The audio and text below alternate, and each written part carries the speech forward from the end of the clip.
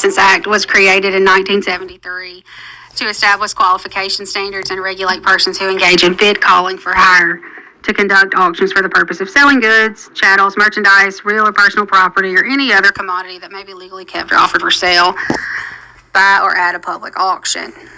There are 8 members of this board. They are all appointed by the governor, 7 auctioneers, each to be a resident of a different congressional district. If you will turn to the back on Appendix 4. And this is where we get our complex from. I understand the South has a complex, but as far as I am aware, as we sit here currently, Alabaster is not Congressional District 1. And and so this is when we say, hey, don't forget about us, don't forget about us. If they're supposed to be from each congressional district, to have a member from Congressional District 1 that lives in Alabaster, that poses a problem to me. The courts haven't made a ruling on that yet, so. We'll levity there. All right. These board members are compensated $300 a day plus travel expenses. This board has an administrative services contract with Smith Warren Management Services. Keith Warren, the president of Smith Warren Management Services, serves as the board executive director. They have a current annual contract through September 30th of 2023. That's $113,400. This was bid in 2019, so there's no emergency with this one. They do not have employees because they contract with Smith Warren. Their legal counsel is provided by the Attorney General's office. As of September 30th, 2022, they had 855 total active licenses issued. For the period of October 1, 2018 through September 30th of 2022, 8 graduates from the Troy University at Dothan sat for the auctioneer's examination, and they all 8 passed that examination. Those are the only in-state exam stats that we were given. Their financials start over on page 13. The personnel costs that you see there, those are for board members because they do have the administrative services contract, so that's just board members' pay. But their unobligated cash balance at the end of fiscal year 22 was $296,996. They had 1 current significant issue.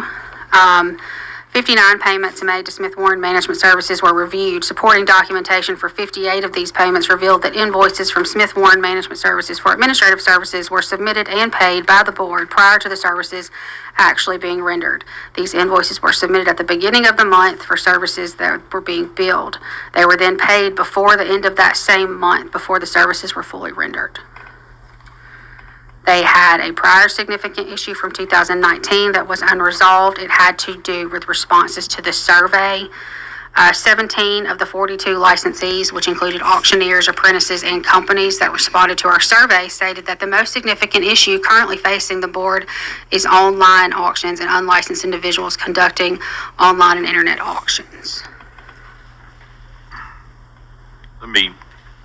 I think that's probably a good segue to Senator Schofield's letter. I hope you all had an opportunity to read it. It seems to me that there may be some belief that there's some ambiguity as to whether or not online auctioneers should be regulated by this commission or board. And what do we? I mean, other than a legislative act, is there a process to get an Attorney General's opinion as to whether or not the new law that went into effect, I guess it was last year, I'm not looking at whether or not the Attorney General's opinion, whether or not those online auctioneers can be regulated by this board? It's my understanding that the request for one is in the process of getting an Attorney General's opinion for that question. Okay, all right, because I know there was a prior AG opinion, yes, and then the law changed, and so I guess now if that's in the works, I don't know when we might have that, but certainly hope I can get you guys a status update on Okay. that, but the process has been started. Okay, good, very well. I think that would certainly be something we'd want to consider specifically before next session begin, and hopefully before we make a recommendation on the board itself, so. Members? Yes, ma'am. I have a question just for information. I know everything else is done online, so, but we have kind of these people, everybody's online, and then you have this person, explain it to me, I'm so used to in-person auctions. Yeah, and I'm certainly not, I guess, qualified to answer that question. I bet Senator Gudger has experienced and gone through on some. I just want to know how the process works as far as an online auction, you know, it's, Well, they put material out online. They have registered people that come from all over the nation, put it up there. It's just like bidding. You hit the return button, you can go up $5, $10, whatever the requirements are. And at the end, they'll go going once, going twice on the screen, and then you hit it. But I buy stuff online all the time in the nation.